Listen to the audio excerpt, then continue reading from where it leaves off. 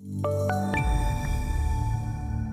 today's FX markets, let's take a look at the Australian dollar as it's realizing some selling pressure today. After 2 days of higher price action, the Australian dollar is coming under some selling pressure, down about 1% today and giving up basically yesterday's gain, pushing back down to the 0.737 level, which is trending down towards the lower end of the range here for the last couple of weeks. And I think when you look at some of the factors contributing to today's price action, a couple things to point to. Number one, we continue to see economic forecasts for that region over there, that Asian region, and certainly when it comes to trading partnerships and exportation, Australia relies on activity in that region.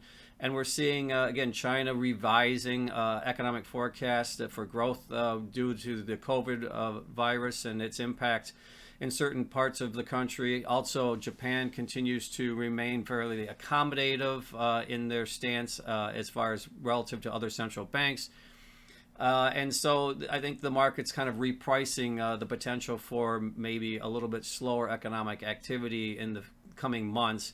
And I think that's putting pressure on both the Australian dollar and the New Zealand dollar today. Couple that with also, I think, a shifting of correlations, at least short term. Now, the Australian dollar did peak in early April when commodity prices were near their highs. But now we are seeing commodity prices coming off their highs, but moderating and finding some ability to maintain the current price levels, yet the Australian dollar still is realizing a bit of a downtrend. So at least from a short-term perspective, that net exporter correlation that typically benefits countries like New Zealand, Australia, is breaking down a little bit here the last week or so. And I think that that's a dynamic that a lot of market participants are eyeballing here.